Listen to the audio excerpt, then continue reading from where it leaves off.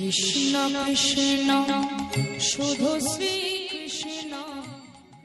হরের নাম হরের নাম হরের নাম এব কেবলম কল নাস্তেব নাস্তেব নাস্তেব গতিরন্যথা। কলিযুগে নাম ছাড়া নাহি আর ধর্ম, সর্বধর্ম সার নামে শাস্ত্র মর্ম। অপবিত্র পবিত্র বা সর্ববস্তাঙ্গত পিবা যশারে পুণ্ডরিকাক্ষ সবাজ্য অভ্যন্তর সূচি।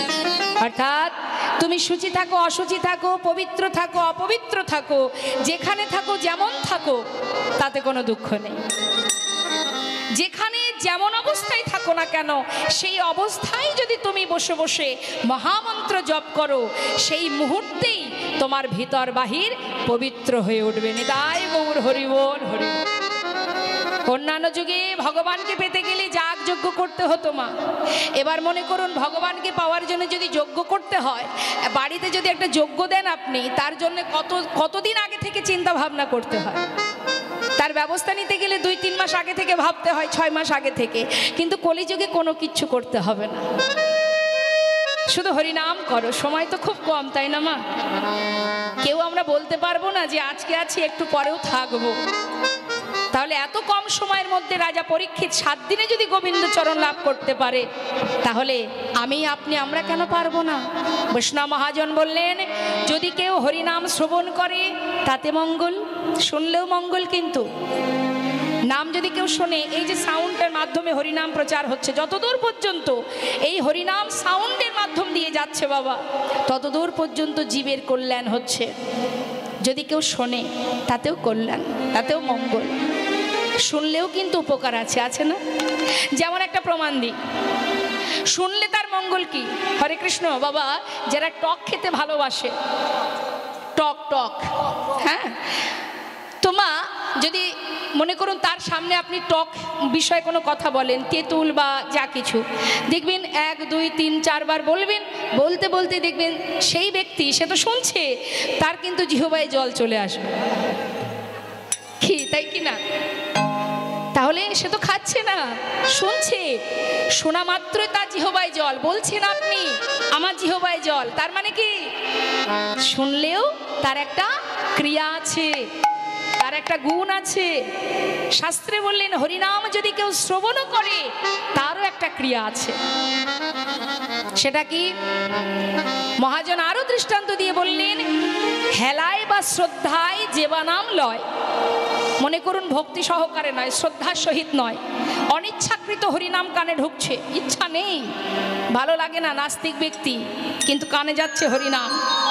মহাজন বললেন হেলায় বা শ্রদ্ধায় যেবা নাম লয়, ক্রমে ক্রমে কৃষ্ণ ভক্তির হয় উপচয়। নিতাই গৌর হরি বল। অর্থাৎ শুনলেও তার ক্রিয়া আছে। হরিনাম শ্রবণ করলে তার কি ফল পাওয়া যায়? হ্যাঁ, তো একটুখানি বলি মা, ষড়গোস্বামীকে আমরা সবাই জানি। সেই ষড়গোস্বামীর মধ্যে এক গোস্বামী, যার নাম রঘুনাথ দাস গোস্বামী। এই রঘুনাথ দাস গোস্বামীর কথা একটু বলবো, একটু মন দেবেন মা। শুনলে যে তার কি উপকার, শুনলে যে কি ফল পাওয়া যায়, তার একটা সুন্দর দৃষ্টান্ত। এই রঘুনাথ দাস গোস্বামীর নিবাস, অর্থাৎ তার বাড়ি কোথায়, সেটা হচ্ছে আপনার নৈহাটি থেকে যদি ব্যান্ডেল যাওয়া হয়, মাঝখানে একটা স্টেশন পড়ে, যার নাম হচ্ছে আদিসপ্তগ্রাম। এই আদিসপ্তগ্রামের মস্ত বড় জমিদার গোবর্ধন দাস, তার পুত্র হলো এই রঘুনাথ দাস। তা একটু মন দেবেন কথার মধ্যে। এই যে আপনারা এত কষ্ট করে এখানে এসেছেন, শ্রবণ করছেন, শ্রবণের কি ফল মা শুনুন। এখন গোবর্ধন দাস তিনি ছিলেন ভক্তিমার্গের, ভগবানকে ভালোবাসতেন, সাধুগুরু বৈষ্ণবের সেবা দিতেন, বিভিন্ন ধর্মীয় স্থানে দান ধ্যান করতেন। হ্যাঁ, তা যারা কৃষ্ণ ভক্ত হয় তাদের সন্তানকেও যাতে কৃষ্ণপদে মতিগতি থাকে, সেই চিন্তা ভাবনা কিন্তু মাতা পিতার থাকে। এখন গোবর্ধন দাস বলছে, দেখো আমার একমাত্র সন্তান, আমি চাই আমরা যেমন প্রভুকে ভালোবাসি, আমার সন্তানও যেন কৃষ্ণপদে মতিগতি থাকে। এখন ঘরের মধ্যে রেখে দিলে কিন্তু কোনোদিন কৃষ্ণ ভক্তি তৈরি হবে না, এটা জেনে রাখবেন আপনারা। বাড়িতে বাচ্চা আছে, আপনি এসেছেন, আপনার মেয়ে বা আপনার ছেলে তারা বাড়িতে আছে, কেন লেখাপড়া করছে, আদৌ করছে কিনা আপনি ভালো মতোই জানেন। এখন এই যে মোবাইল বেরিয়েছে না, আপনি শুধুমাত্র ঘর থেকে সরে গেলেই হয়, মোবাইল ছাড়া লেখাপড়া আর কিছু হবে না। বরং সেখান থেকে তাকে যদি ধরে বেঁধে এখানে আনা যায়, দুটো কৃষ্ণ কথা শ্রবণ করলে বোধহয় তারই মঙ্গল হবে। কৃষ্ণ কথা শ্রবণ করলে কি হয় মা? হরিকথা, কৃষ্ণ কথা, সাধুগুরু বৈষ্ণবের চরণধুলি, সাধুগুরু বৈষ্ণবের সঙ্গ, ভাগবত কথা আস্বাদন করলে আর যা হোক তা হোক আপনার সন্তান কোনোদিন কুপথে বা কখনো অমানুষ হবে না, মানুষ হবে অন্তত পক্ষে। এখন হয়েছে কি, গোবর্ধন দাস তার স্ত্রীকে বলছে, দেখো ভগবানের চরণে মতিগতি করাতে হলে সন্তানকে সাধুগুরু বৈষ্ণবের সঙ্গ করাতে হবে। যেখানে ভাগবত কথা হবে, বৈষ্ণবগণ আসবেন, সেখানে তাকে নিয়ে যেতে হবে। এইভাবে আস্তে আস্তে শিশুকাল থেকে যদি কৃষ্ণ নাম শ্রবণ করে, এক সময় সে নিশ্চয়ই প্রভুর ভক্ত হবে। তার স্বামীর কথা মতো ছোট্ট সন্তানকে নিয়ে প্রতিদিন তার স্ত্রী যেখানে ভাগবত কথা হয়, অগণিত সাধুগুরু বৈষ্ণব আসে, সেখানে নিয়ে যায় মা। যেমন আপনারা এসেছেন আপনাদের বাচ্চাদের নিয়ে, সেই রকম এখন ছোট্ট শিশু মায়ের কোলে বসে আছে, ভাগবত কথা শ্রবণ করছে। শ্রবণ করতে করতে শিশু তো কিছু বোঝে না, সে তো খুবই ছোট, সে শুনছে, কখনো শুনছে না, আবার মায়ের কোলে বসে খেলা করছে। কিন্তু মাগো, চোখ দুটো তো আছে, দেখা দৃষ্টি তো আছে। সে কি করছে? চারিদিকে তাকিয়ে তাকিয়ে দেখছে। কি দেখছে? কেউ চোখের জলে বুক ভাসিয়ে কাঁদছে, কেউ বা ধুলায় গড়াগড়ি দিচ্ছে, কেউ বা মৃত্তিকা নিয়ে চরণধুলি নিয়ে মাথায় দিচ্ছে। শিশু কিন্তু কোলে বসে বসে এগুলো দেখছে। প্রতিদিন এইভাবে নিয়ে যায়, বছরের পর বছর কেটে যায়। আস্তে হরে কৃষ্ণ, এত কথা কেন? কথা বললে তো সময়টা পার হয়ে যাবে, কিন্তু তার মধ্যে মূল্যবান বিষয়টা চলে গেলে আর পাবেন আপনি। শান্ত হয়ে বসুন, যেটা বলছি একটু মন দিন, তাতে আপনাদেরই মঙ্গল হবে। তাই এবার বাবা, ওই ছোট্ট শিশু একটু একটু করে বড় হচ্ছে, আর মায়ের কোলে বসে মাঝে সাঝেই ওই সাধু সঙ্গ করে। দেখতে দেখতে ছেলের যখন পরিপূর্ণ যৌবন বয়স, সেই সময় ছেলে হয়ে গেল পাগলের ন্যায় পথে পথে ঘুরে বেড়ায়, পাগলের ন্যায় ঘুরে বেড়ায়। তবে কোন পাগল? ইহ জগতের পাগল নয়, কৃষ্ণ প্রেমের পাগল হলো। এখন পাগলের ন্যায় যখন পথে পথে ঘুরে, জমিদার গোবর্ধন দাস তিনি পড়ে গেছেন চিন্তায় যে আমার ছেলেকে কৃষ্ণপদে মতিগতি করাতে গিয়ে ছেলে কি পথের পাগল হলো? তাহলে ও যদি পাগলের ন্যায় ঘুরে বেড়ায়, আমার এই জমিদারি রক্ষা করার আর তো কেউ নেই, কি উপায় হবে আমার? এখন ছেলেকে কি করে ঘরে বেঁধে রাখা যায়, তার জন্য তিনি চিন্তায় পড়েছেন। গ্রামের গণ্যমান্য সম্মানীয় যারা আছেন তাদেরকে ডেকে নিয়ে এসে তাদের কাছে বিধান চাইছেন, আপনারা একবার দয়া করে বলুন, আমার ছেলে শিশুকাল থেকে কৃষ্ণ কথা শুনতে শুনতে আজ না জানি সে কেমন পাগলের ন্যায় পথে পথে ঘোরে, ওকে আমি কি করে ঘরে বেঁধে রাখবো? এই কথাটা শুনে সবাই মিলে আলোচনা করে বললেন, দেখো তোমার ছেলের যে অবস্থা, তাকে ঘরে বেঁধে রাখতে গেলে একটা শেষ চেষ্টা করতে পারো, সেটা হচ্ছে তুমি ওকে সুকন্যার সন্ধান করে বিবাহ দিয়ে দাও। নিতাই গৌর হরি বল। কিন্তু বাবা, যে জনে কৃষ্ণ প্রেমে পাগল হয়েছে, সে কি আর মায়া তাকে বেঁধে রাখতে পারে? সে যে মায়া, সে যে মোহ সর্বস্ব পরিত্যাগ করে পরমার্থিব জগতে পরমেশ্বর ভগবানের প্রেমে সে যে উন্মাদ পাগলের ন্যায় পাগল হয়ে ঘুরে বেড়াচ্ছেন, তাকে কি আর এই মায়া বেঁধে রাখতে পারে বাবা? গোবর্ধন দাস চিন্তা করছে সেটাই করতে হবে। সবাই যা বলেছে, দেরি না করে একটা সুকন্যার সন্ধান পেয়ে তাড়াতাড়ি করে শুভ দিন দেখে শুভ বিবাহ সম্পন্ন করলেন। হরিবল হরিবল। বিবাহ তো হলো মা। বিবাহের পর স্ত্রীকে নিয়ে ঘরে এলেন। ঘরে আসবার পর পরের দিনটাকে কি বলে? হরে কৃষ্ণ। বিবাহের পরের দিনটাকে কি বলে মা? কাল রাত্রি।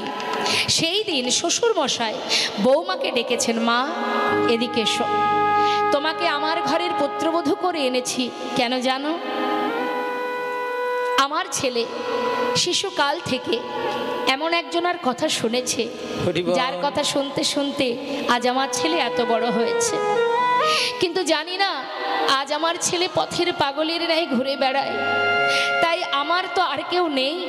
তোমাকে আমার ঘরের পুত্রবধূ করে এনেছি শুধুমাত্র আমার ছেলেটাকে ভালোবেসে সে যেন এই ঘরেই থাকে, তাকে তুমি ভালোবাসা দিয়ে বেঁধে রেখো মা। বাবা, আমি চেষ্টা করব। বেশ, চলে গেল কাল রাত্রি। পরের দিন মা ফুলশয্যা রাত। ফুলশয্যা রাত্রে বসে রঘুনাথ দাস, যিনি চোখের জলে বুক ভাসিয়ে প্রভুর চরণে কাজ আর বলছে, দয়াময় হরিবল হরিবল, শিশুকাল হতে তোমার কথা শুনে আজ আমি এত বড় হয়েছি, কিন্তু জানি না তুমি কোন পরীক্ষায় আমায় ফেলেছ। তবে যে পরীক্ষায় তুমি করো না কেন, ভালো যখন তোমায় বেসেছি দয়াময়, তোমার চরণে আমি পৌঁছাবই পৌঁছাবো। স্বামীর চোখে জল দেখে নতুন বউ, যার নাম সরজু, জিজ্ঞাসা করছে, স্বামী আজকের আনন্দের দিনে, সুখের দিনে তোমার চোখে জল কেন? তবে কি এই বিবাহেতে তোমার কোনো মত ছিল না, নাকি আমাকে তোমার পছন্দ নয়? সরজু, আমি কাঁদছি কেন তোমায় বলবো, তবে আমার একটা প্রশ্নের উত্তর তুমি দেবে। বলো স্বামী। সরজু, বিবাহের পর এই ঘরে তুমি এসেছো, এই ঘরের তুমি কে হও? স্বামী, আমি এই ঘরের কুলবধূ। আমার কি হও? আমি তোমার সহধর্মিনী। বাহ, আচ্ছা সরজু, যে সহধর্মিনী হয় তার কি করণীয় হয়? স্বামী, আমি তো জানি না, তবে গুরুজনের মুখে শুনেছি স্বামী যদি ধর্মের পথে যায় তাকে সহায়তা করাই সহধর্মিনীর একমাত্র কাজ। হরিবল হরিবল। কিন্তু স্বামী তুমি বলো, আজ তুমি কাঁদছো কেন? সরজু, খুব সুন্দর বলেছ তুমি, তবে শোনো, আজ আমি কাঁদছি কেন জানো? শিশুকাল হতে এমন একজনের কথা আমি শুনেছি, যার রূপের কথা, গুণের কথা, যার মহিমা শুনতে শুনতে আজ আমি এত বড় হয়েছি। সরজু, যার রূপের কথা এত মধুর, যার গুণের কথা এত মধুর,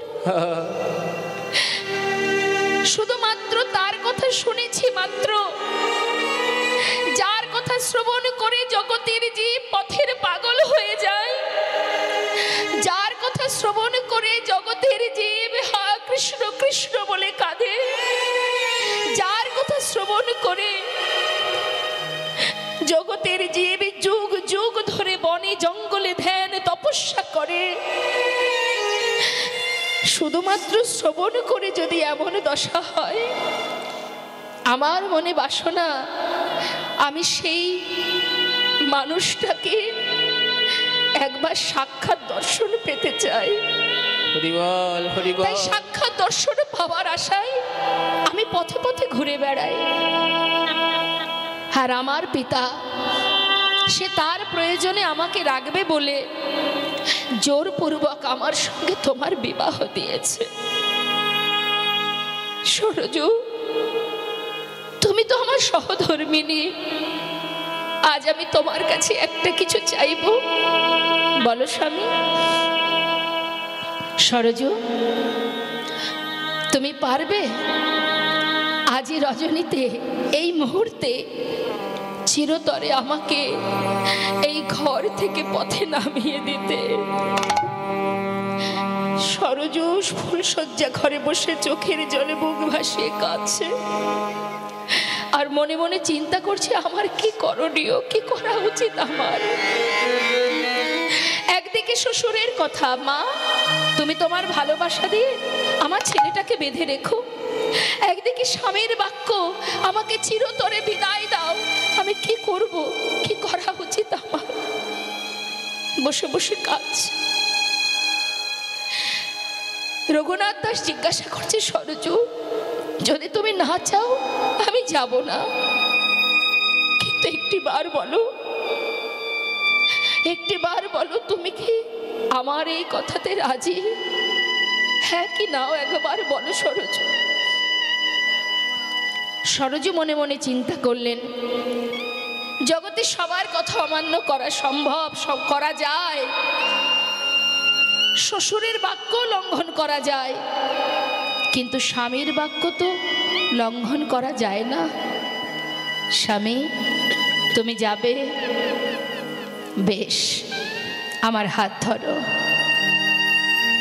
আজই আমি তোমাকে ঘর থেকে পথে নামিয়ে দেব, তবে তোমার কাছে আমার একটা নিবেদন, আজই আমার জীবনের প্রথম দিন, আজই আমার জীবনের শেষ দিন, এখনো তোমার ভালোবাসা আমি পাইনি, তার আগেই তুমি আমায় ছেড়ে বিদায় নিতে চাইছো।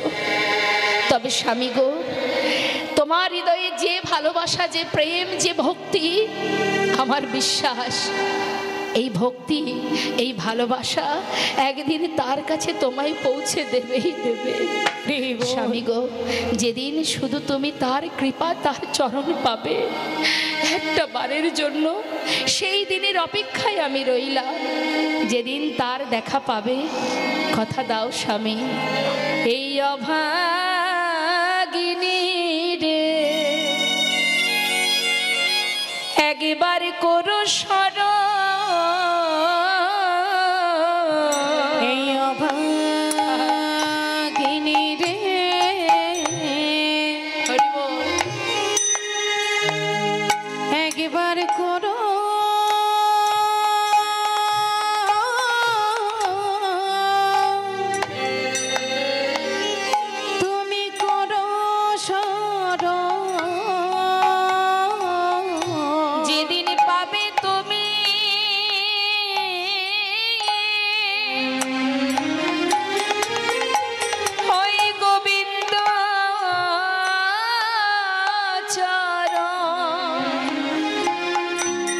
সেদিন অভাগিনী রে একবার করো স্মরণ। স্বামী গো যেদিন পাবে তুমি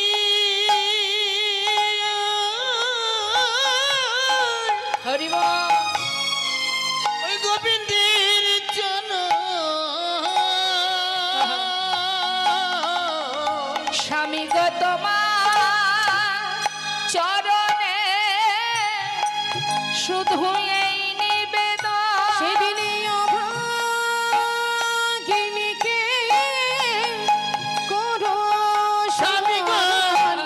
তোমার কাছে আমার নিবেদন, সেদিনই অভাগিনী রে করো স্বামী স্মরণ। তোমার কাছে এই নিবেদন, সেদিনই অভাগিনী রে করো যেদিন স্মরণ। পাবে তুমি গোবিন্দের চরণ, অভাগিনী রে করো স্মরণ। যেদিন পাবে তুমি গোবিন্দের চরণ, অভাগিনীকে করো স্মরণ। যেদিন পাবে তুমি গোবিন্দের চরণ, সেদিনই অভাগিনীকে করো স্মরণ। এই অভাগিনীকে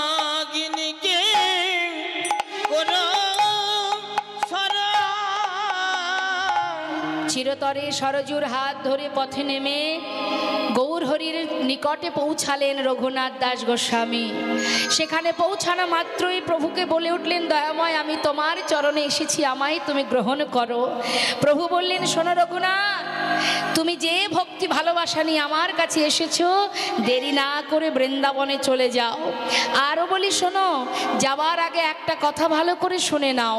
তৃণাদপি শুনেছেন তরুরিব সহিষ্ণু না অমানির মান দেন কীর্তনীয় সদাহরি। এই শ্লোকটা গলার মালা করো, তাহলে কি হবে? অতি তাড়াতাড়ি তুমি গোবিন্দ চরণ পাবে।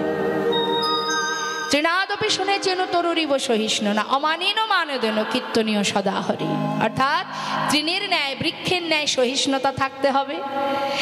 যাকে কেউ সম্মান করে না, বৈষ্ণবের স্বভাব হবে কি? তাকে সম্মান করা। প্রত্যেকে যাকে ঘেন্না করে, যাকে দেখলে দূর থেকে হেঁটে যায়, বৈষ্ণবের লক্ষণ হবে সবাইকে সমান দৃষ্টিতে ভালোবাসা।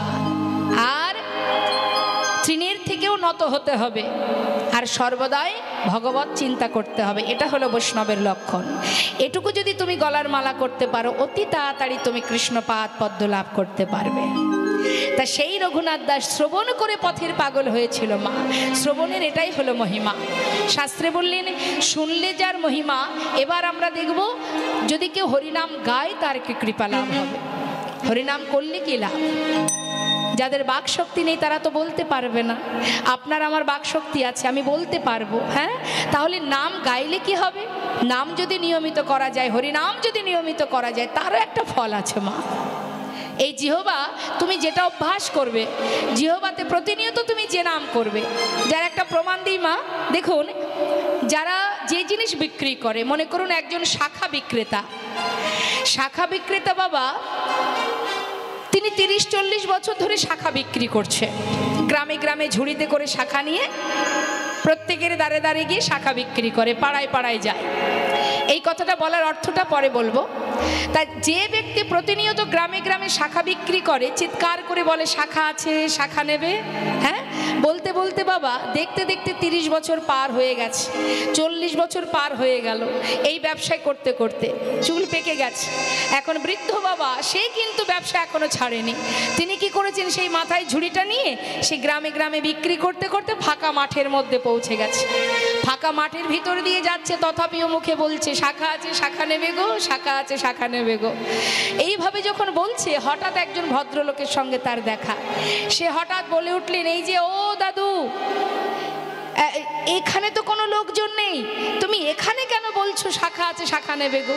আরে বাবা, গ্রামে যাও, যেখানে জনবসতি আছে সেখানে বলবে, ফাঁকা মাঠের মধ্যে চিৎকার করছো কেন? তখন সেই বয়স্ক বৃদ্ধ বাবা বলে উঠলেন, দেখো, আমি কি আর বলছি গো, সে তো আমার জিহ্বাই বলছে। শিশু বহু বছর ধরে এই শাখা বিক্রি করতে করতে, বলতে বলতে এমন অভ্যাস হয়ে গেছে, আমার জিহ্বা সে তার কর্ম করে যাচ্ছে। সেটা ফাঁকা জায়গা নাকি লোকালয়, সেদিকে আমার কোনো লক্ষ্য নেই। নিতাই গৌর হরি বল, হরি বল। তাই যেটা আমরা অভ্যাস করব, দেখবেন মা, সেইটাই কিন্তু সেই সময় এলেই, সেই সময়টা এলেই দেখবেন সেটা মনে পড়ে যাবে। অভ্যাস এমনই জিনিস। তাই শাস্ত্রে বললেন, তুমি যদি নিয়মিত হরিনাম জপ করো তাহলে কি হবে জানো? মহাজন বলছেন পদাবলিতে, বলছেন, যে গৌরঙ্গের নামে লয় তার হয় কৃষ্ণ প্রেমোদয়। যে গৌরাঙ্গের নামে লয় তার হয় কৃষ্ণ প্রেমোদয়। এই ঘোর কলিকালে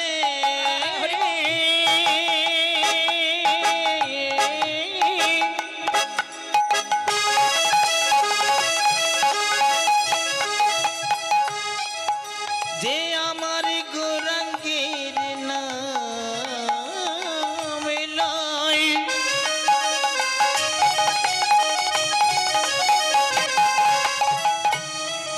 তার তিতাবে জ্বালা দূরে যাবে। এই মধুর কৃষ্ণ নামে আর হরি নামে,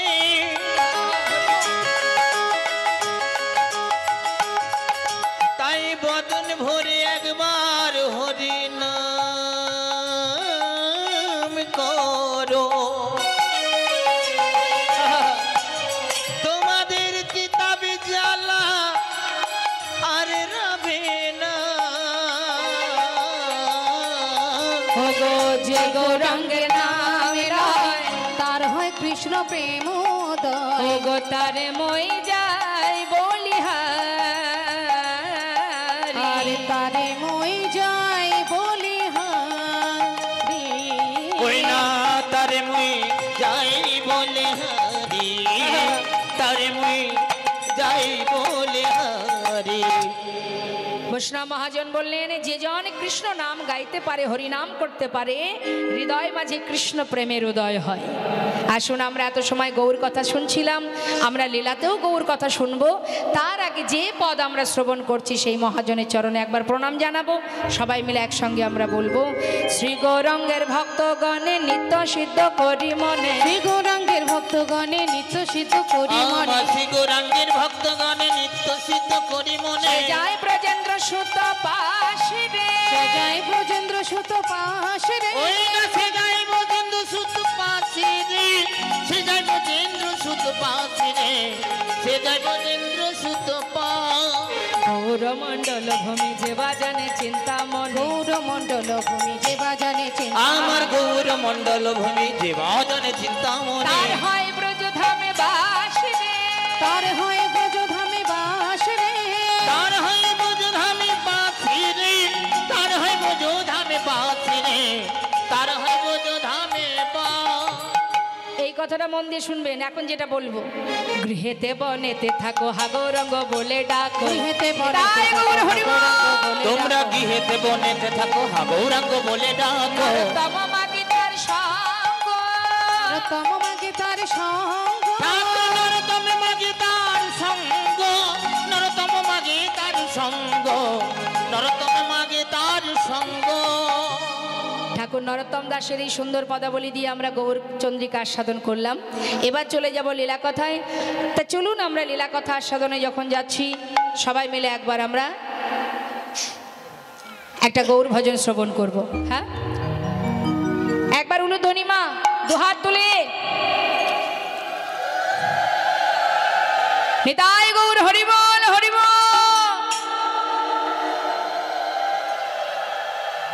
জয় নিতাই জয় নিতাই,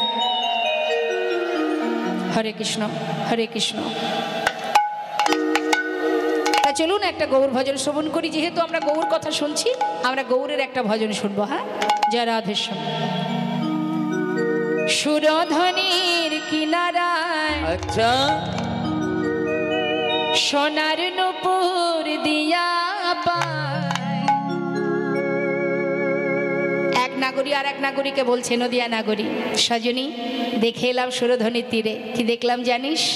দেখলাম সুরধ্বনির কিনারায় সোনার নূপুর দিয়া পায়, নাচে নাগরী গো সুন্দর গৌরঙ্গরা।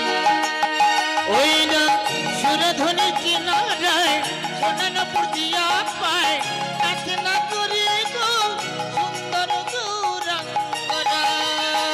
ওই সুরধ্বনির কিনারায় সোনানুপুর দিয়া পায়, নাচে না গরি গো সুন্দর গৌরাঙ্গরা।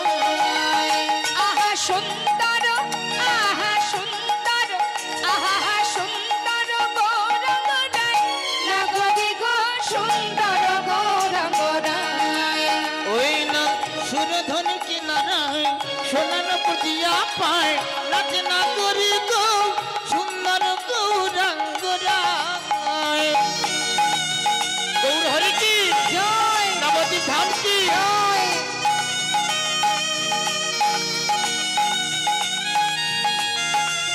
হরিবল গৌর হরিবল।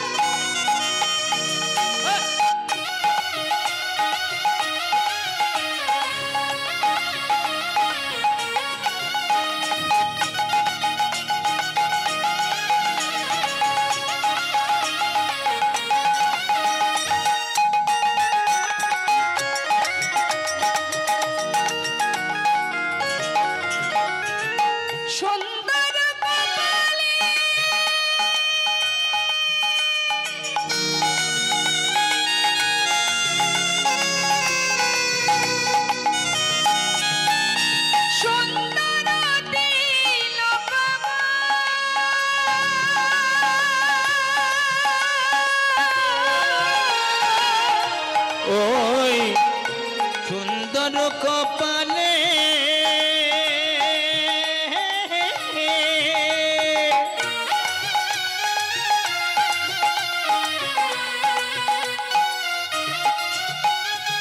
সুন্দর তিলক গো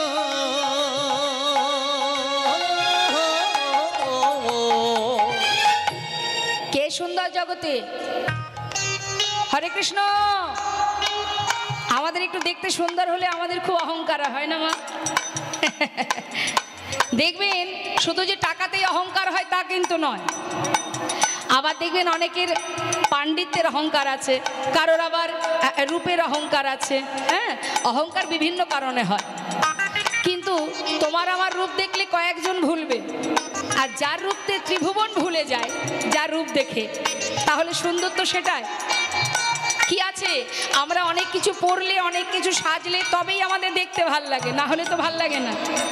কিন্তু যে অঙ্গে দামি গহনা নেই, দামি বসন নেই, কিচ্ছু নেই, হ্যাঁ, তাহলে সেই রূপ সেই অঙ্গ সুন্দর হতে সুন্দরতম, যাকে দেখলে শুধু আমার আপনার মতন ব্যক্তি নয়, কত রাজা, কত মন্ত্রী, কত মুসলমান বিধর্মী যারা, তারাও পাগল হয়েছেন, যেমন কাজী নজরুল ইসলাম। তা এইরকম অনেক ভক্ত আছে, সম্রাট আকবর, নাসির মাহমুদ, আব্দুল করিম। তাহলে রূপ তো সেটাই, যাকে দেখলে সবাই ভোলে। তাই বলছেন মহাজন, সুন্দর কপালে সুন্দর তিলক গো। ওই না সুন্দর কপালে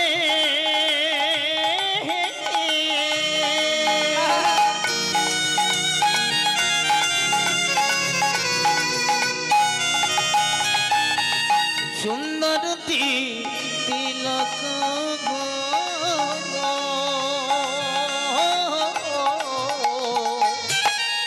দেখো সুন্দর একখান, আচ্ছা সুন্দর একখানে নামা বলি গাই, না করি গো সুন্দর গৌরঙ্গরায়। ওই না সুরধনের কিনারায় সোনার বুঝিয়া পায়, না করি গো সুন্দর গৌরাঙ্গরা।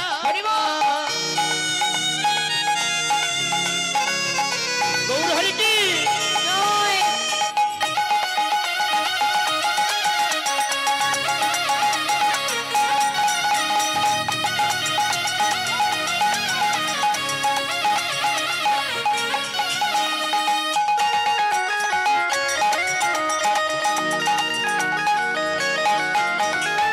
সুন্দর নয়নে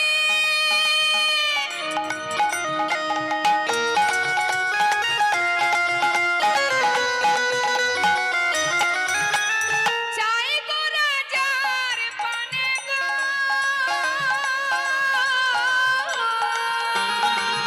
ওই সুন্দর নয়নে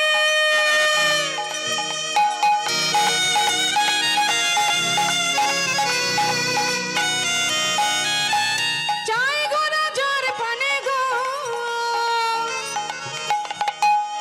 বাবা, আজ এত রাত্রি পর্যন্ত আপনারা এখানে বসে আছেন, একটা জিনিস অনুভব করুন মা, যার কথা শ্রবণের জন্য এখানে এসেছেন তাকে তো চোখে দেখেননি, শুধুমাত্র শোনার জন্য আপনারা পাগল পাগলিনীর ন্যায় ছুটে এসেছেন এখানে। তাহলে কতটা ভালোবাসলে তবেই তার কথা শুনেও আপনারা সন্তুষ্ট। হ্যাঁ, শোনার জন্য এত রাত ধরে সব ছেড়ে কর্ম ছেড়ে বসে আছেন, এটাই তো ভালোবাসার মহিমা।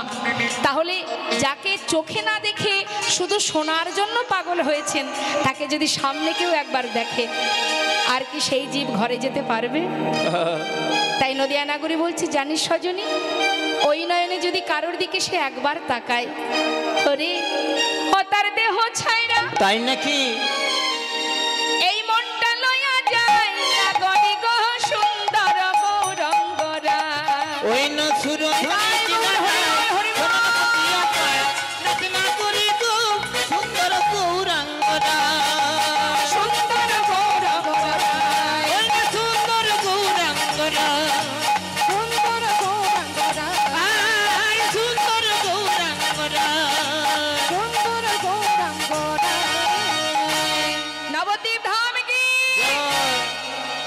জয় নিতাই, জয় গো, জয় রাধেশ্যাম।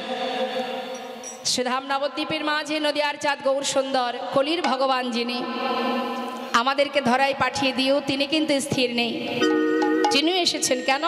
আমাদেরকে উদ্ধার করবার জন্য, নিয়ে যাবার জন্য।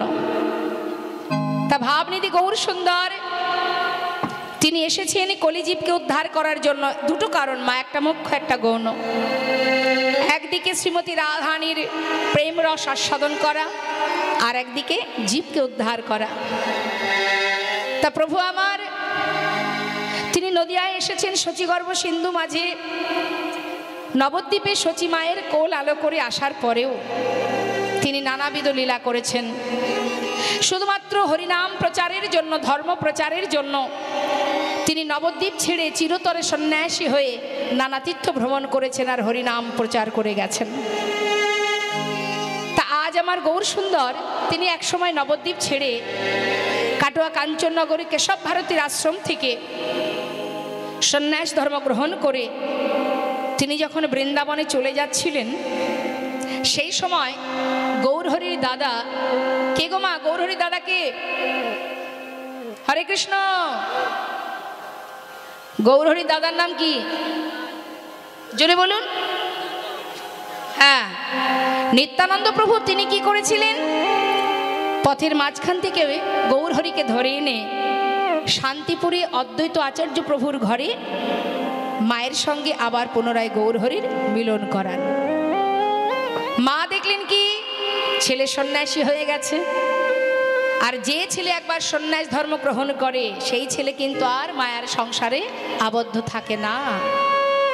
তাই আজ প্রভু আমার যখনই চলে যাচ্ছেন, যখন মায়ের কোলে মিলন হলো, তখন মা বললেন, বাবা তুই যখন সন্ন্যাসী হয়েই গেছিস, আমি তো আর তোকে ঘরে বেঁধে রাখতে পারবো না। মা তাহলে তুমি আমাকে অনুমতি করো, আমি চলে যাই বৃন্দাবনে। মা বললেন, আমি তোমায় বৃন্দাবনে যাওয়ার অনুমতি দেব না, কারণ সে তো অনেক দূর। তুমি কোথায় আছো, কেমন আছো আমি তো জানতে পারবো না। তাই তুমি যদি যেতেই চাও নীলাচলে বাস করো। নিতাই গৌর হরি বল, হরি বল। তুমি যদি নীলাচলে থাকো, নদেবাসী সবাই যাবে। রথযাত্রা যখন হয় বাবা, কত নদেবাসী যায় পুরীধামে, তারা যখন ফিরে আসবে আমি তাদের কাছ থেকে জানতে পারবো তুমি কেমন আছো। তাই হবে মা। গৌর সুন্দর মায়ের কথা শিরোধার্য করে সর্বস্ব পরিত্যাগ করে তিনি চলে গেলেন ওই নীলাচলে। তিনি কিন্তু একা যাননি মা। গৌরহরি যখন নীলাচলে চলে যান, তার যত অগণিত ভক্ত যারা গৌর ছাড়া এক মুহূর্ত নবদ্বীপে থাকতে পারতো না, তারা সবাই সংসার পরিত্যাগ করে গৌরহরির সাথে চলে যায় নীলাচলে। সমস্ত ভক্তগণকে সাথে করে নিয়ে প্রতিদিন প্রভু সকাল হতে না হতেই, ভোর হতে না হতে ওই জগন্নাথ মন্দিরের সামনে দাঁড়িয়ে জগন্নাথ দর্শন করে। জগন্নাথ মন্দিরের সামনে একটা স্তম্ভ আছে, গরুর স্তম্ভ। তো যারা গিয়েছেন নিশ্চয় দেখেছেন। ওই গরুর স্তম্ভটা ধরে যদি আপনি মন্দিরের দিকে তাকান, তাহলে শুধুমাত্র জগন্নাথকেই দেখা যায়। তা সেই জগন্নাথ দর্শন করতেন আমার গৌর সুন্দর। একজন বাইরে জগন্নাথ, একজন মন্দিরের ভিতরে জগন্নাথ। দেখছি সচল জগন্নাথ, দেখছি কাকে? অচল জগন্নাথকে। হরিবোল, হরিবোল। এখন প্রভু আমার প্রাতঃ সময়, প্রভাতকাল জগন্নাথ দর্শন করছে মা। অগণিত ভক্তরা দাঁড়িয়ে আছে, তাদেরকে সাথে করে নিয়ে প্রভু আমার ওই জগন্নাথ দর্শন করছে আর কৃষ্ণ নাম করছে। প্রভাত সময় হলো,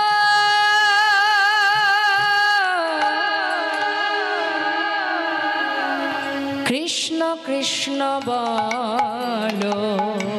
প্রভাত সময় হলো, কৃষ্ণ কৃষ্ণ বলো। প্রভাত সময়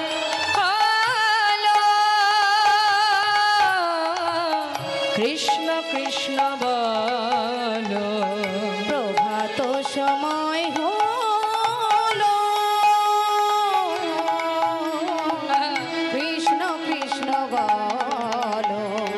কৃষ্ণ ভজ কৃষ্ণ চিন্ত, কৃষ্ণ নামে করসান। নাম বিনা কলি জীবে গতি নাহিয়া।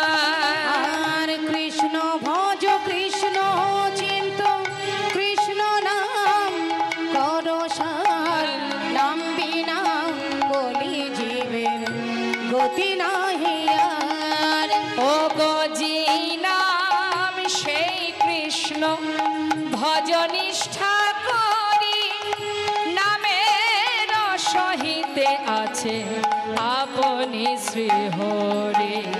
নাম ভজ নাম চিন্ত নাম করো সার। হরি বল হরি বল হরি বল হরি বল হরি বল হরি বল হরি বল।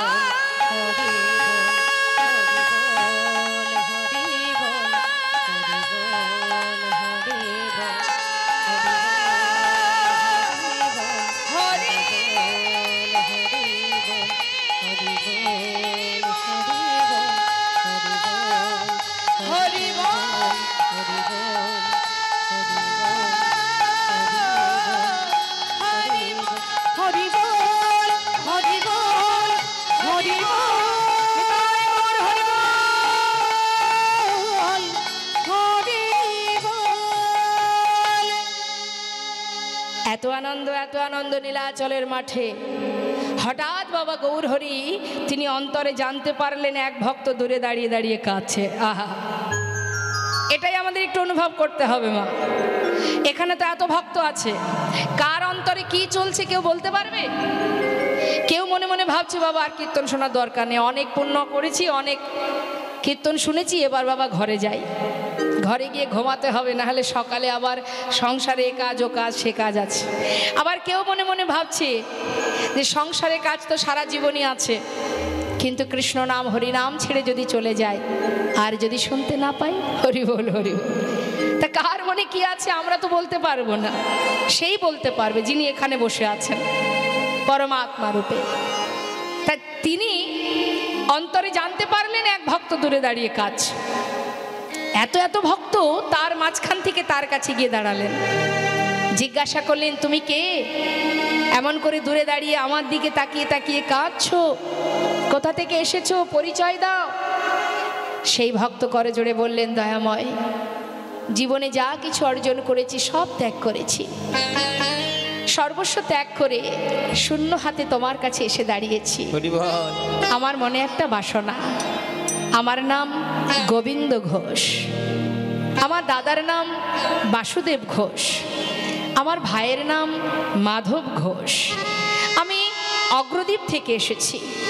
আচ্ছা, আমার কাছে কেন এসেছো? দয়াময়, আমার মনে বাসনা, আমি তোমার সঙ্গী হতে চাই। সে কি, আমার সঙ্গী হবে? না না না না, আমার সঙ্গী হতে যেও না। কেন জানো, যারা আমার সঙ্গী হয়, যারা আমাকে ভালোবাসে, তাদের কিন্তু পদে পদে কষ্ট পেতে হয়। নিতাই গৌর হরি বল। যারা আমাকে ভালোবাসবে তাকে পদে পদে কষ্ট পেতে হবে। আচ্ছা বলুন দেখি, এমন কথা শুনলে কেউ আর ভগবানকে ভালোবাসবে কি বাবা? তোমাকে ভালোবাসলে যদি কষ্টই পেতে হয়, তাহলে আর তোমায় কেন ভালোবাসতে যাও? দেখবেন অনেকে কষ্ট পেয়ে তারা কি করে, আর কৃষ্ণের ভক্ত হয় না। যেখানে যে ধর্ম আশ্রয় করলে সুখ পাওয়া যায়, শান্তি পাওয়া যায়, সেই দিকে ছুটে যায়, মানে পাল্টাতে থাকে একটার পর একটা ধর্ম। কিন্তু ভগবানকে ভালোবাসলে কষ্ট পেতে হবে। ভগবান বলেন, যে করে আমার আশ আমি তার করি সর্বনাশ। নিতাই গৌর হরি বল। তথাপিও যে না ছাড়ে আমার পাশ, আমি হই তার দাসানো দাস। ভক্ত বললেই ভক্ত হওয়া যায় না গো মা।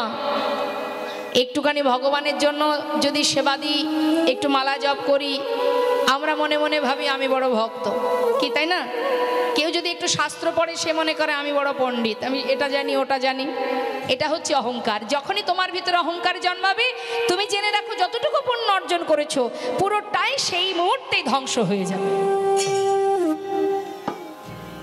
তা আজ দেখুন বলছে যে তুমি আমার সঙ্গী হবে, তোমার জীবনে এত যদি কষ্ট আসে সইতে পারবে? দয়াময়, তোমার সঙ্গী হবে এটাই যথেষ্ট, তাতে আর দুঃখ কষ্ট কিছুই জানতে চাই না। হরি বল। তো শুধুমাত্র আমি আপনি কেন, একবার ভেবে দেখুন না মা, ভগবানের বামের যে সহধর্মিণী, যুগে যুগে প্রেমময়ী রাধারানী শত বৎসর হারা হয়েছিলেন গোবিন্দকে। হ্যাঁ, কলিযুগে মহাপ্রভুর বামে মা বিষ্ণুপ্রিয়া সারা জীবন, গৌরহরি যখন চলে গেলেন সন্ন্যাসী হয়ে, সারা জীবনটা চোখের জলে বুক ভাসিয়ে কেঁদেছেন, চার দেওয়ালের মধ্যে আর কাষ্ঠবিগ্রহ সেবা করে গেছেন।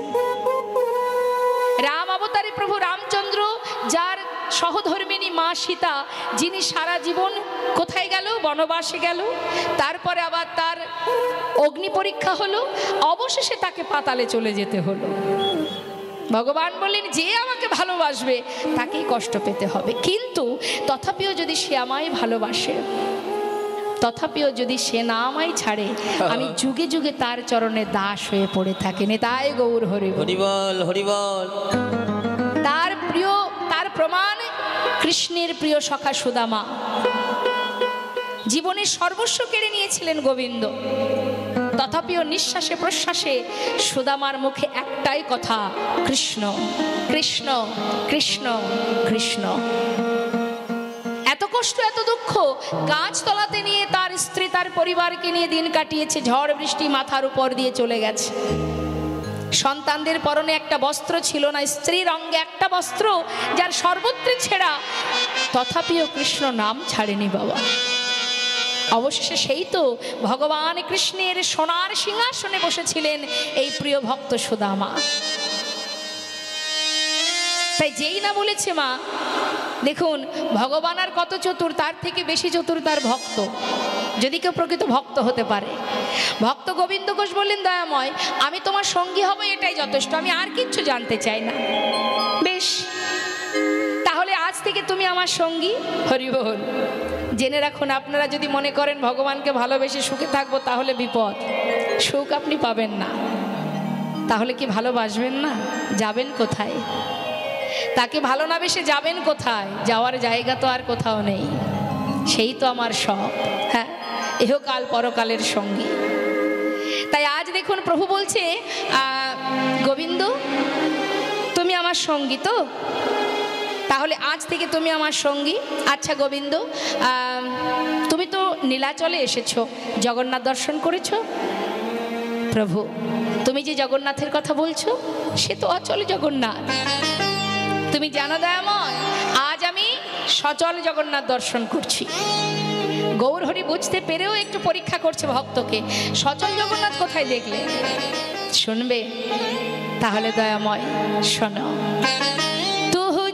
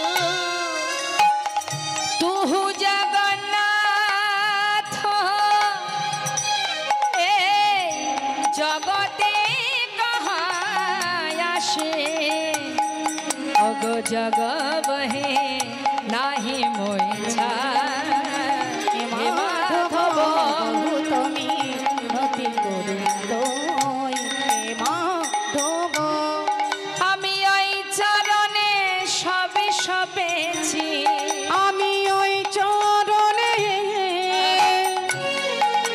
সবে সবেছি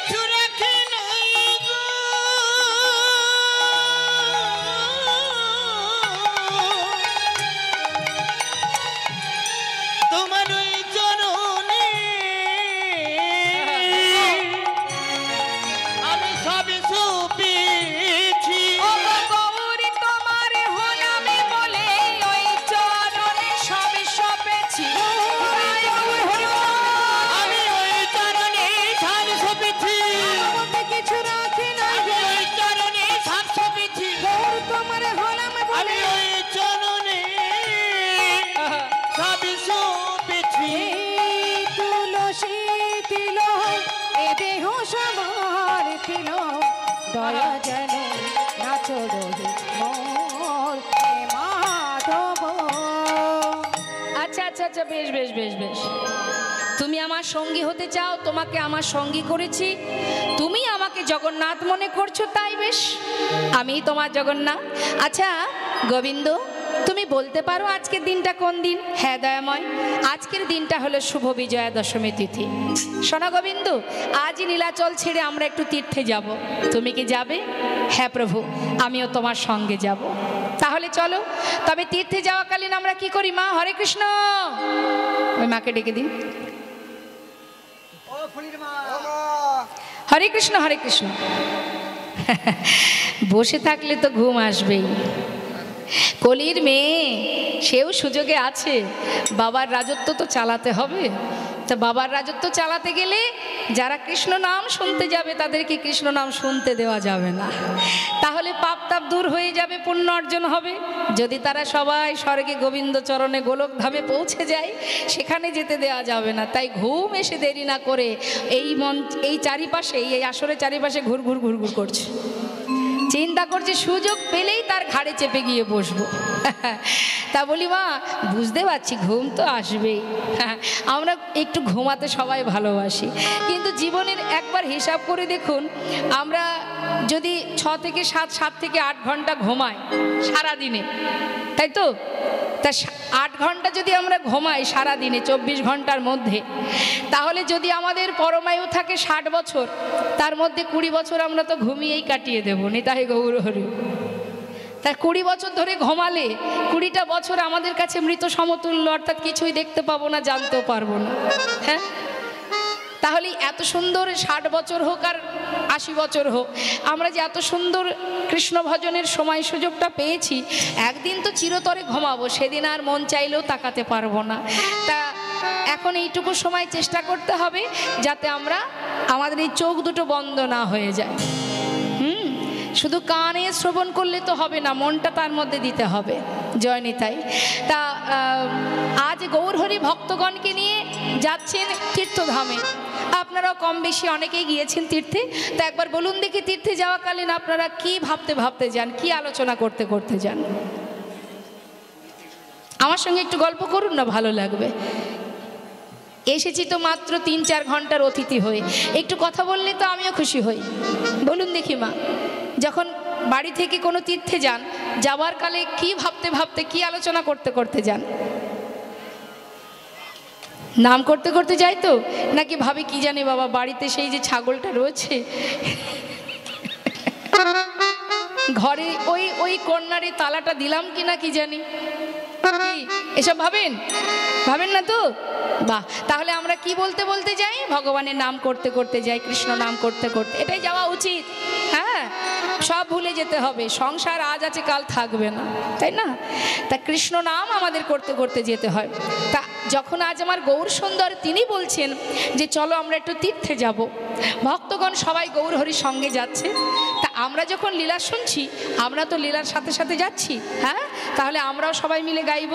এখন গৌর হরি বলছে ভক্ত সবাই কৃষ্ণ নাম করো, সবাই কৃষ্ণ নাম করো। ভক্তরা বলছেন ও প্রভু, কৃষ্ণ নাম আমরা কেউ গাইব না, তুমি করো কৃষ্ণ নাম। কেন তোমরা কৃষ্ণ নাম করবে না? বলছে না, আমরা গাইবো, তবে আমরা কৃষ্ণ নাম কেউ গাইব না, আমরা আমাদের ভগবানের নাম গাইব। আমাদের ভগবান কে মা? জোরে বলুন। গৌর সুন্দর। এখন ভক্তরা বলছে কৃষ্ণ নাম তুমি করো প্রভু, তুমি নিজে কৃষ্ণ হয়ে নিজে কৃষ্ণ নাম করো, আমরা কেউ কৃষ্ণ নাম গাইব না, আমরা আমাদের গৌর হরির নাম গাইব। নিতাই গৌর হরি বল হরি বল। তা একবার সবাই মিলে আমরাও গাইবো, আমরাও তো যাচ্ছি তীর্থে। দেখি হাত তুলুন। ঠান্ডা লাগছে নাকি? হ্যাঁ, ঠান্ডা লাগছে না তো? হ্যাঁ, মন যদি থাকে নামের মধ্যে ঠান্ডা লাগবে না। একটু মন দেবেন, দেখবেন এখনকার বাচ্চারা মোবাইলের মধ্যে মন দেয়। ওই যে কী সব খেলা হয় না মোবাইলে, খেলা যদি একবার খেলে তার খাওয়া ঘুম সব চলে যায়, কোনো দিকেই হুঁশ থাকে না। তা আমরা যদি সেটাকে কৃষ্ণ নামের মধ্যে দিয়ে দিই, তাহলে আমাদের ক্ষুধা তৃষ্ণা ঠান্ডা সব দূরে চলে যাবে। দেখি একবার হাত তুলে সবাই মিলে।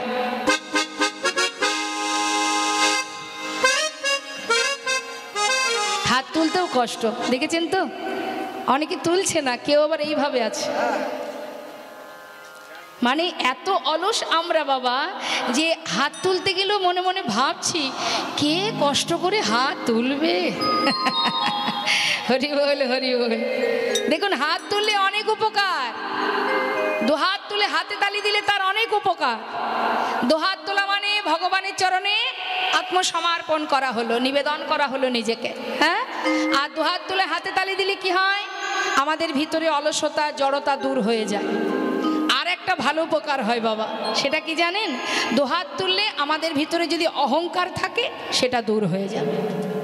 অনেকে দেখবেন না অহংকার আছে, মনে করুন ইহজগতের এই পার্থিব জগতে টাকা পয়সার অহংকার, সেও যদি দেখবেন কীর্তন শুনতে আসে সে কিন্তু হাত তুলতে পারে না, একটু লজ্জা বোধ হয়। এত লোকের মধ্যে আমি টাকা পয়সার মালিক, আমি যদি হাত তুলি তাহলে সেটা কি ভালো দেখায়? আছে অনেকে, সবাই নয়, তার একটু লজ্জা বোধ হয়, তাই তো।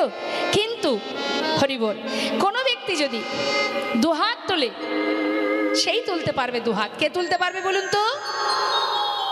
যার আত্মার সঙ্গে পরমাত্মার মিলন ঘটে গেছে।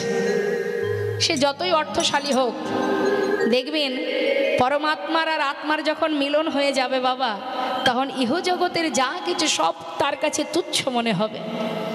আপনি যখন বাড়ি থেকে এসেছেন মনে মনে ভেবে নিয়েছেন, মনে মনে চিন্তা করেছেন যাচ্ছি কৃষ্ণ নাম শুনতে, তাই তো। মনে মনে যখনই ভেবেছেন তখনই আপনার অন্তরের সঙ্গে পরমাত্মার মিলন ঘটে গেছে। আর মিলন ঘটেছে বলেই আপনারা আজ এখানে বসে আছেন। আপনারা নিশ্চয়ই আমার জন্য এখানে বসে নেই। আমি যদি কীর্তন ছেড়ে এখন আমার গুণকীর্তন করি, আপনারা থাকবেন? সবাই চলে যাবেন। তাহলে আপনাদের বসিয়ে রেখেছে কে? আমি নই, কৃষ্ণ নাম হরি নাম, নিতাই গৌর হরি বল হরি বল। তাই সবাই মিলে একবার পরমেশ্বর ভগবান পরমাত্মা স্মরণ করব, দুহাত তুলে, জড়তা নয়, অলসতা নয়। হাত তুলুন দেখি, প্রত্যেকে তুলেছেন? সবাই প্রত্যেকে, বাহ। ছলো ছলো নয়নে হাসি মাখা বদনে, আনন্দ কাননে একবার ভ্রময়নিবা। সবাই মিলে দুটি বাহু তুলে একবার হরি বলো, হরি বলো মনে রে আমার, হরি বলো, হরি বলো মনে রে আমার, হরি বলো, হরি বলো মনে রে আমার।